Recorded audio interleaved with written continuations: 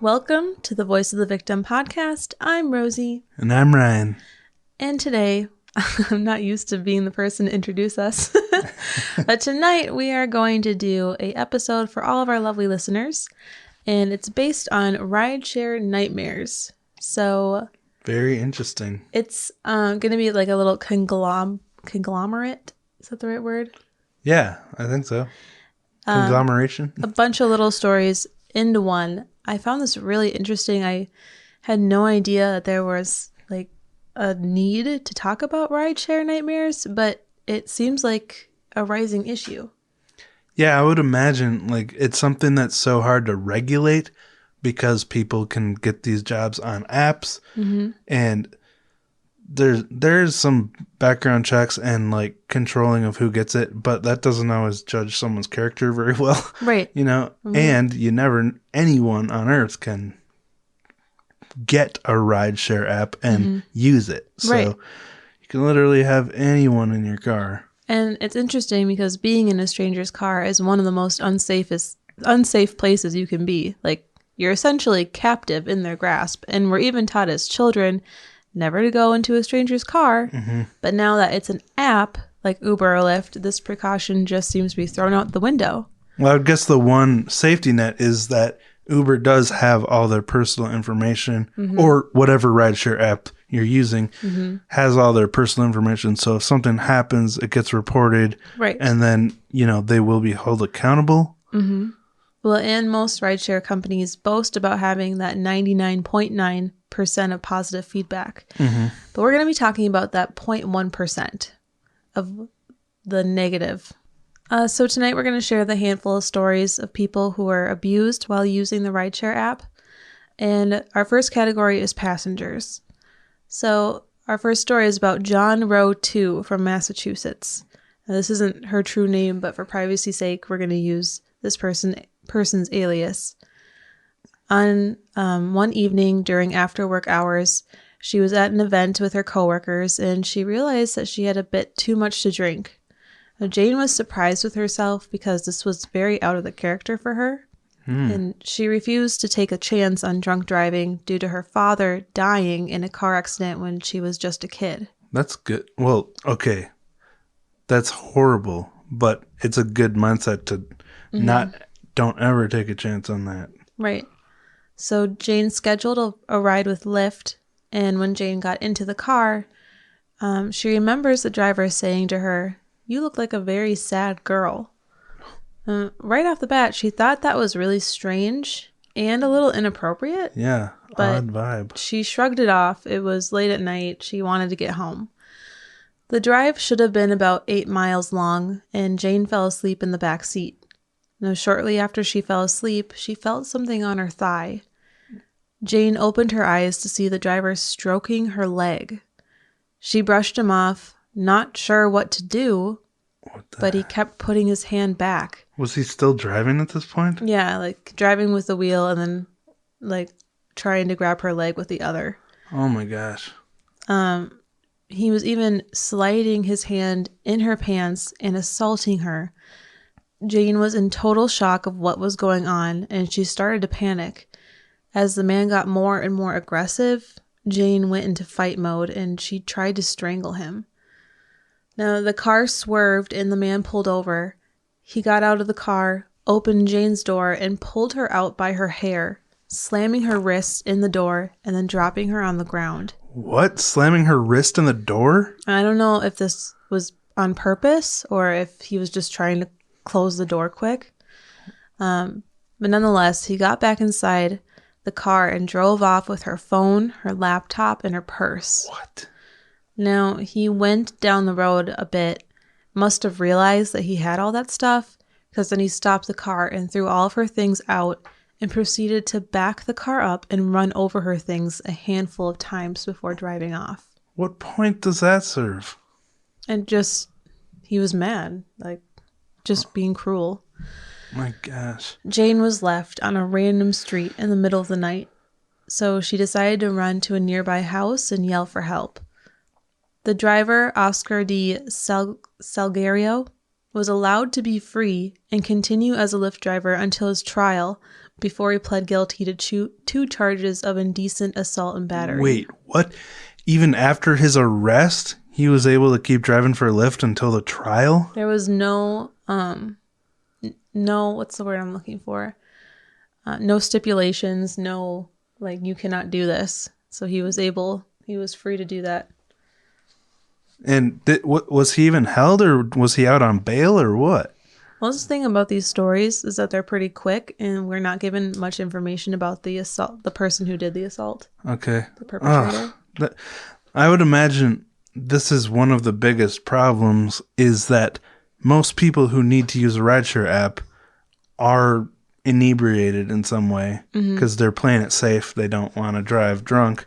Yeah. And so I'm sure a huge percentage of the people that get in these cars are inebriated in some way, and they're easy to take advantage of for a driver, which means if you have a bad driver,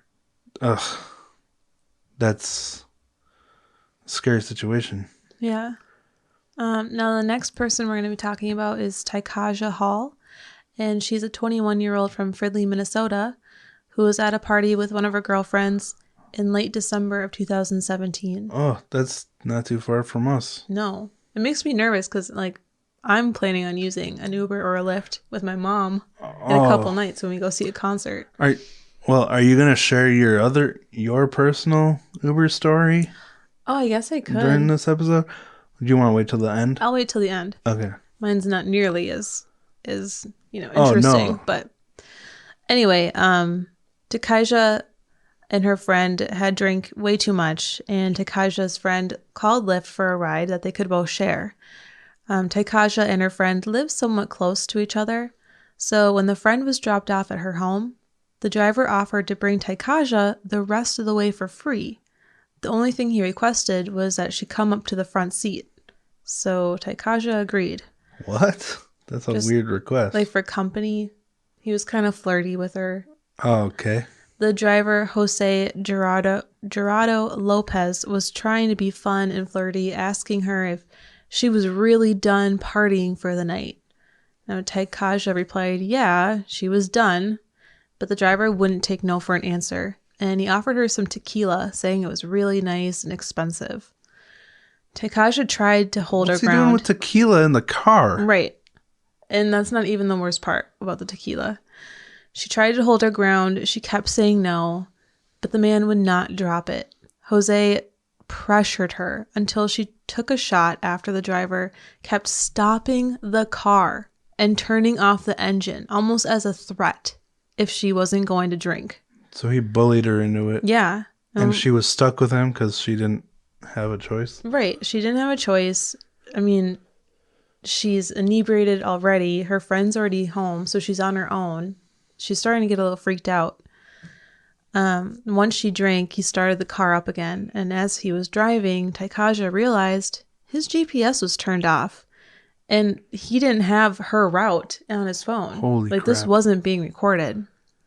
And he was going the wrong way. They weren't even in the right town. Jose started touching Tykaja and forcing her to do the same to him. Not only that, but he kept forcing her to drink more shots. This went on for over 2 hours. Jose fondled her, forced her to drink, and demanded sexual favors. Lastly, Jose parked the car in a hotel parking lot and attempted to rape her. Tykaja pleaded with him not to do this. Now, Jose, he must have gotten sick of fighting, and eventually he gave up and brought her home. Tykaja was drunk, confused, and scared.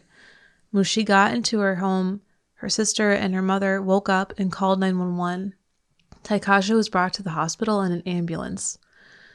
Now, Jose, he's such an idiot. He actually went back to Tykaja's house not too long after to bring her phone. And thankfully, that's when the police were already at Tykaja's house. Oh, no way. So the police arrested him and searched his car to find several tequila bottles empty, Dixie cups, and condoms. So this was like his routine. Right? He was doing this. So he was a serial rapist using Uber or Lyft or whatever app he was driving for to maybe we shouldn't use the names because we don't want to get like sued for defamation or something, but using these apps to take advantage of people and apparently repeatedly getting away with it. Yeah. And police reported that the alcohol was spiked with mood-altering drugs. I was wondering about that.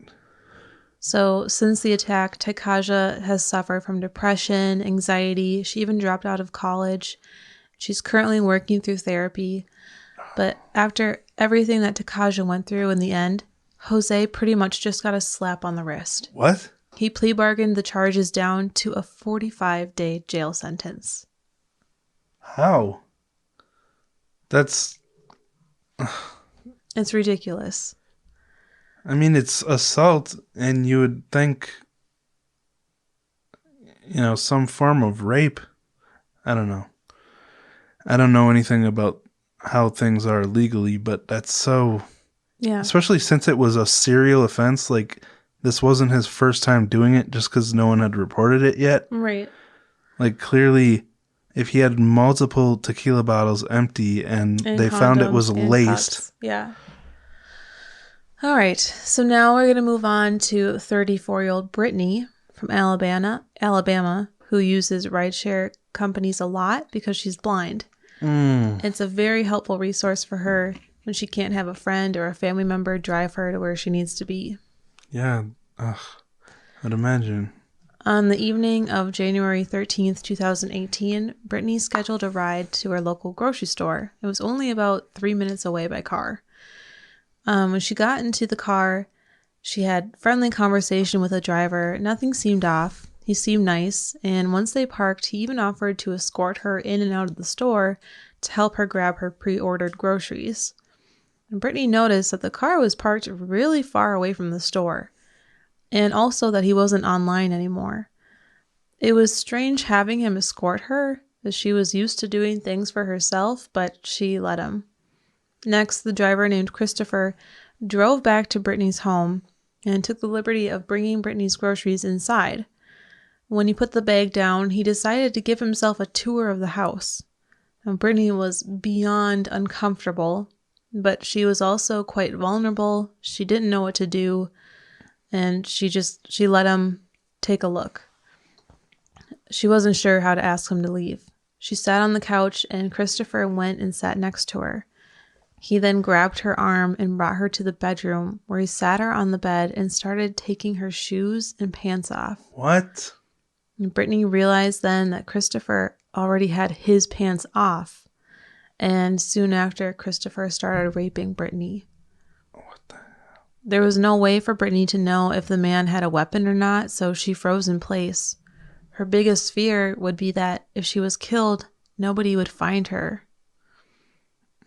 Later, when the police were involved, Christopher denied raping Brittany, saying that the sex was consensual.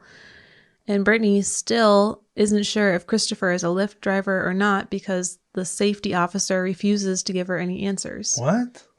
Yeah. And these are just like small stories that we don't know if there's any follow-up to or not. But it seems like there's like this weird veil of rideshare companies, like what happens with the drivers if there's any assault reported. Well, I mean, and that's where we should say, like, obviously, for their intended purpose, these are really convenient apps, and it's a good situation, especially for people like Brittany that need a ride. But, I mean, like with anything, there's always bad apples in the bunch that take advantage. So we're not saying, like, this is Uber's fault or this is Lyft's fault. But it does seem like they don't want people to know about this stuff. Right. Which, it's such a small percentage, too. But it's still a percentage that matters. Like 0.1% seems so small. But these are real people that are having to go through these real traumatic situations. Yeah, that's the thing is, like, with big companies like this, I mean, a lot of big companies will do settlements out of court and stuff to avoid sullying the name of their company for the purpose of business. But when it denies justice to someone and closure, that feels like it's a little too far. Right. So now we're going to go in the front seat of the rideshare nightmares, the drivers, and what some of these guys and girls have had to go through. Yeah, I'm glad you're doing both perspectives here. No, the first one is Michael Hassey Jr. And this story, I watched a video about it, and the poor guy, I mean, he went through so much, and it looks comical when you look it up, but like I'm trying to really see it as like this was scary for him. Yeah. He was attacked by a woman. Oh. But like in the video, it's like, oh my gosh, I can't believe this is real. Yeah. Like a comedy skit almost. Well, unfortunately, like we talked about before, sometimes, when roles are reversed, it is perceived differently. You know? But I don't want to be like that. I want to like give him like all the attention, like the spotlight. If that sounds right. I don't know. Anyways, on April 15th, 2021 in Tampa, Florida, a woman called a ride for her mother, 55-year-old nurse named Michelle Stillwell.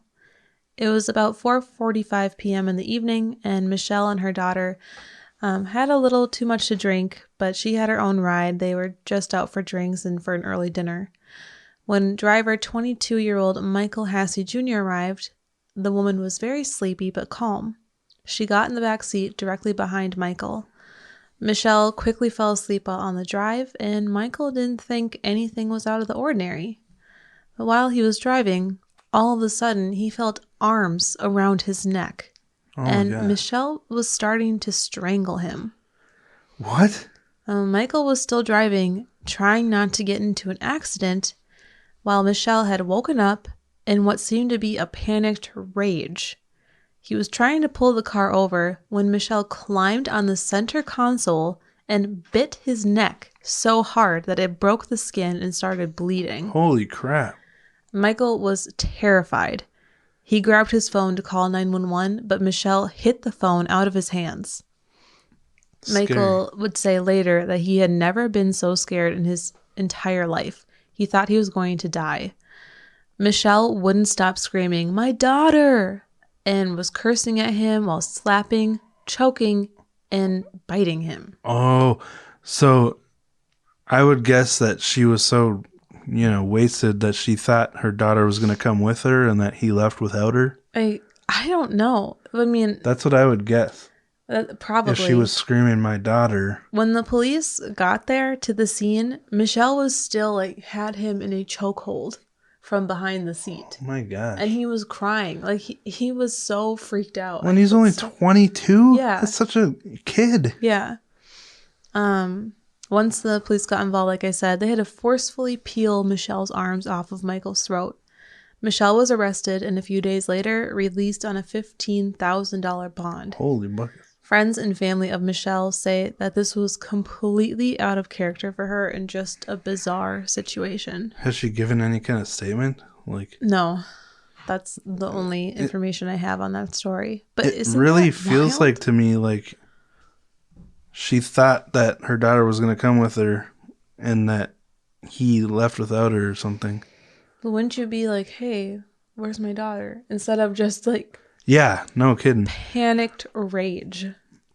Ooh, but then again, we all no one makes rational decisions when they're wasted. Yeah. But still, yeah, this poor kid. Yeah.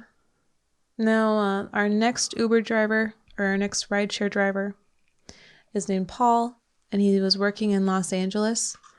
It was early on a Saturday morning, really early, around 3 a.m., when he got a request for a 45-minute ride. Man, can you imagine? That just seems like the most stressful place ever to be a Uber driver. Well, and that's what he liked about doing super early rides like that in LA. Oh, less traffic? It was less traffic. It was good money. It was just a bizarre time to get that many rides, but he lucked out on this one, he thought. Paul went to the pickup location, directed on his phone, but he couldn't find the passenger. Paul called the passenger and was told to pick him up down the road.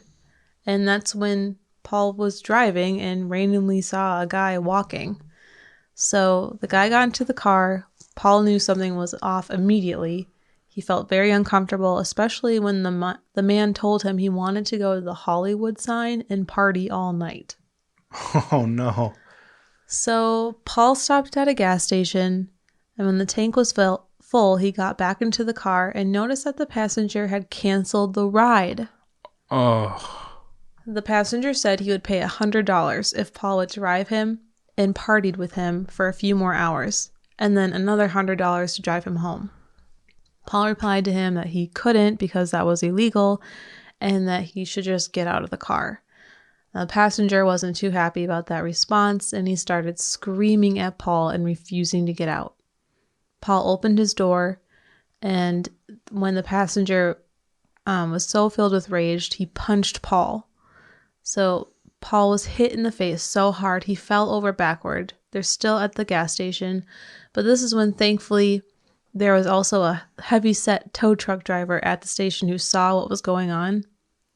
And this guy walked over to Paul's aid and dragged out the passenger in the back seat. Just took him by the collar and was like, "You're done." Oh, thank goodness. Pulled him out. Oh my gosh. The tow truck driver then proceeded to hold the guy in an arm lock while Paul got in touch with the police. Can you imagine? He's so excited that he got this good ride, or I don't know what you call it. It really feels like this guy was definitely shrooming or something. Yeah. Like some kind of mind-altering drug. I've heard about people doing that, canceling their ride during the ride. Which I don't know why they even allow that. I know. Once you're in the car, that shouldn't be an option. Right.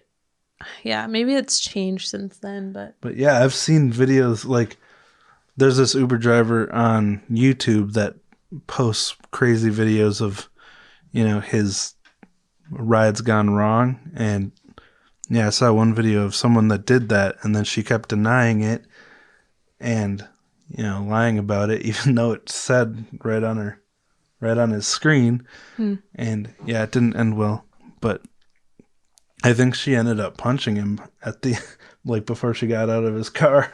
That's crazy. Yeah. Maybe I've seen that. I feel like I may have. Yeah, it's wild and it all goes back to how we started. It's the people getting these rides are not in the right mind, Usually, yeah. They're usually pretty messed up. Yeah. Where they can't drive, and it goes wrong both ways. Either you can be taken advantage of, or you make really dumb decisions. Yeah. So this is my last driver we're going to talk about, John Noronha. I'm probably saying his last name wrong, but we're going to call him John from now on. Now, he has dash cam footage from his attack, so you can look him up for yourselves and see some videos about what he had to go through. All right. It was a very early morning on a Sunday in Melbourne, Australia, when John picked up two male passengers. Melbourne? Is that how you say it? Well, according to my mom, who went there a few years ago, that's how the locals say it. Oh, well, I'm not a local, so it's Melbourne. Sorry, Australia. John picked up two male passengers who had obviously been out partying. The two guys were in a local park when they got into the car, and things seemed to start off on the wrong foot when John asked them to put on their seatbelts. The two were super annoyed at John, and by the video, you can see that only one of the guys cooperates. Is that a law in Australia? Click it or ticket? Well, I think. I don't really know for sure, but I mean, if you're driving and you're worried about kind of car owners' rules. Yeah, be polite. Just do it. It's not a big deal at all. The other guy who doesn't click it, we are going to be calling Adrian, and he does not settle down. He's jumping around in the back seat. He drunkenly opens his wallet and pulls out a 10 and hands it to John, saying, just take it. And this weird, annoyed voice. So John's super confused, but he takes it and says, "Thank you." During this trip, John is trying to be polite and calm the whole time. But Adrian starts complaining about the music, demanding John to play Tupac music instead. At one point, Adrian hangs out of the window and yells, Then he gets back into his seat and points finger guns at John. He's like so wasted. Poor John pulls the car over twice. He's trying to assist Adrian with hooking up his Bluetooth so that he can get his music on because, like, Adrian will not drop it. Okay. And then Adrian ends up in the front seat and he's bragging about how great Tupac is. Like, as if he was the one that found out how great Tupac. I don't know. It's just like, weird. who discovered Tupac? Now, throughout the ride, Adrian and his friend are also taking swigs of vodka that they brought with them. It's clear that Adrian is getting out of control, and he starts talking in completely inaudible sentences. Then Adrian just starts staring at John, like dead stare, and sticks out his tongue at him, and then in a really aggressive manner, like kind of does a face thrust with his tongue out. It's so weird. Okay. John asks him again to put his seatbelt on, but of course Adrian refuses, and he will go on to act like a complete idiot, even asking John for a kiss on the cheek. And this is all captured on film. Really? Finally, John arrives at the destination, and Adrian tells John to shake his hand. And at this point, John is so fed up. He is so done. He tells Adrian and his friend just to get out of the car. And I was hoping we could play a little audio of what happens next. Shake my hand. I'm gonna chop you off my head, and I'm gonna hit you in the I call face. the cops. Yeah, I call the cops. Call police. Thank you. Okay. So he's telling poor John, if you can't tell, that he wants to chop him in the face. Like karate chop. Well, okay. I want to describe, too, for a visual for people who are listening. The guy's sitting in the front seat, and he's literally, like, when he's saying, I want to chop you, he's putting his hand up to the guy's neck. Yeah. So he's, like, literally in his space and threatening him. And this is all because John won't shake his hand. And, like, do you blame the guy? He's so sick of these people. He just wants them to get out of his car. Ugh. That must be rough, like, letting people sit in the front seat of your car that you don't know. So when John, he just is so fed up, he decides he's going to call the cops. And this is when Adrian starts punching him in a rage. John tries to escape and he's struggling to get out of the car, but Adrian literally pulls him back into the car and starts punching him again. Well, eventually, John was able to escape. Can you imagine having to get out of your own car and leave someone else in there? Right? Like, he was freaking out and left the keys in there and everything. When John finally escaped the car, Adrian and his friend disappear. So, like, no charges have been pressed. This is so crazy. Since the attack, the rideshare service has refused to give any of Adrian's information to the police. The only thing that they have done is permanently ban Adrian. Are you kidding me? John was terrified and he stopped driving for 2 solid months. He refuses to work for this rideshare service anymore after what has happened to him, and he's now out of work because of it. You'd think they'd be on, like, what's the point of banning him if you're not going to take some kind of action? Right. Because it's like, it's not like you're forcing away a customer by taking action because you've already banned him. And wouldn't you want to protect your employee or not employee, but your contract worker and give them some kind of reparations and, Right. justice for this experience? Right. It's so crazy. Because this driver would not have been in this situation if he wasn't working for this rideshare, if he hadn't taken this contract through the app and completed this job. Mm-hmm. Like, they have the responsibility of putting him in this situation. Mm-hmm. So, that's messed up. So those are my stories from drivers and passengers in the rideshare industry. Since some of these things have happened, there have been some improvements. Uber has added several new safety features on its app, like auto reminder to riders to wear their seatbelts, which is like dumb. Big help. It allows drivers and riders to record audio during the rides. Now that would be helpful. Yeah, no kidding. It also has a detection of unexpected route changes or stops before the final destination. Good. So I think those last few are huge. Yeah, with both phone GPSs working together, like Yeah. either one can detect ride or changes. Mm-hmm. Well, I suppose the passenger would be the only one who would be taken advantage of if the route changes. Yeah, but usually, but unless someone pulls a gun on them and tells them to drive. See, so it is helpful for both. Jeepers. Now Lyft has a new button or something on their app that will directly call the police from the app in an emergency situation. Good. So that should help. And that's also, the other scary thing, though, is like people can bring whatever they want in your car. Right. Like there's no one scanning the passengers for guns. Mm-hmm.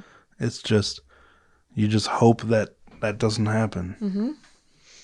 Also for Lyft, all drivers must complete a safety program developed by RAIN, which is the largest anti-sexual violence organization in North America. Oh.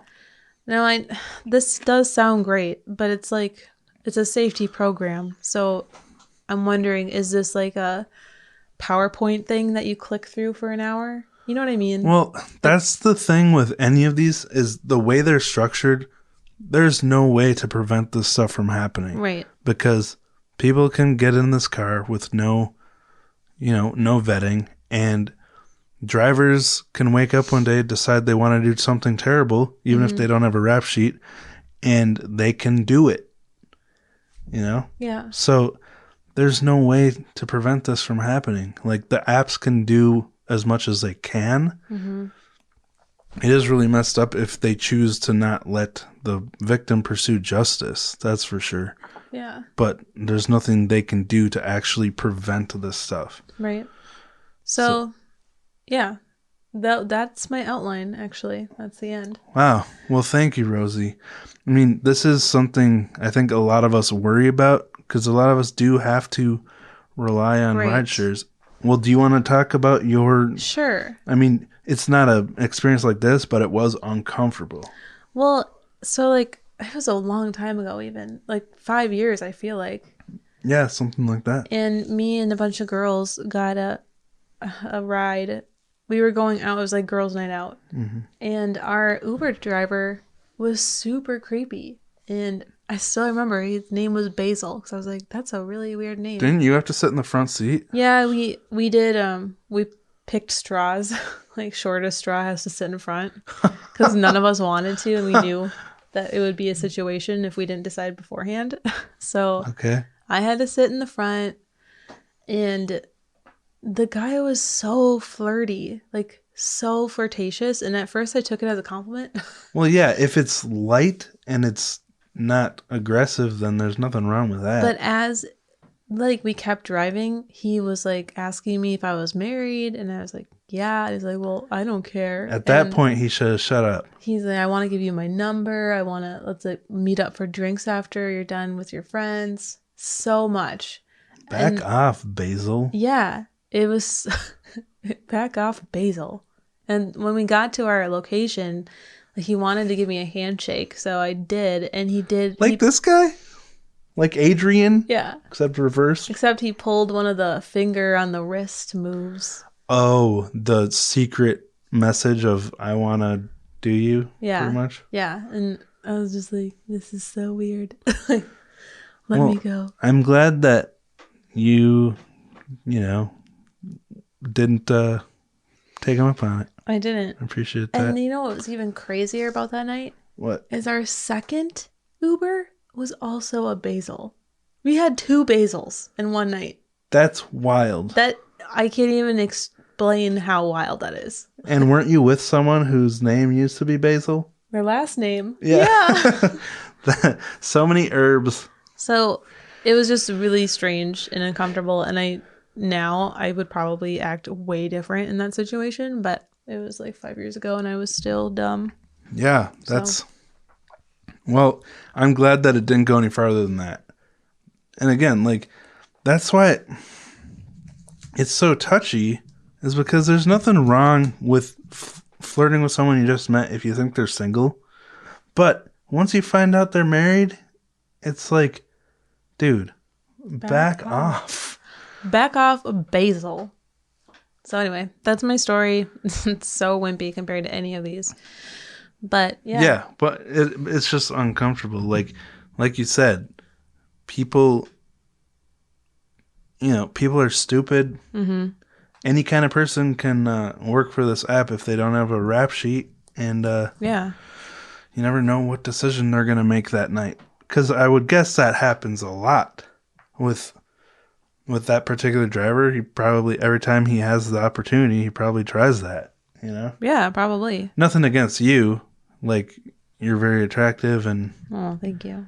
And I'm not saying you're not special, Say more but nice things. I'm sure he does this a lot. Yeah, I'm sure he does too. Anyway. Bad Basil. Yeah. I hope he doesn't hear this. Well, actually, I do. Back off, man. Anyway, thank you guys for listening to our show. We just put out a new Patreon episode. Yeah. And it's pretty interesting. I really, really enjoyed it. And thanks for coming back even after our long post-Christmas hiatus. Yeah. Yeah, I don't think we're going to be able to post as often as we have been in the past. Like, definitely not weekly because we do need to pay the bills. We do need to work more at our other jobs. And we have a new project, actually, Cocktail Curio. It's a YouTube channel we just started where we talk about the relatively unknown origins of everyday things, phrases, customs and stuff like that. Yeah. So we're really passionate about that and excited about it. It's a little more lighthearted than this, right. Which, doing a true crime podcast for several years in a row, it does get to you eventually. And so we love making the show. We definitely will share listener stories when they come in, and we appreciate all of you so much. Yeah, but we do need Patreons for sure. Yeah, we do need to spend time on lighter things just for our own mental health. But of course, we will always keep this platform for listener stories and regular episodes like this when we are able to. But yeah, I think that's all we have for today. So you ready to wrap it up, Rosie? I am. All right. Thank you so much for putting this together. You are welcome. And thank you all for listening. We appreciate you. Talk to you next time. All right. Bye, guys.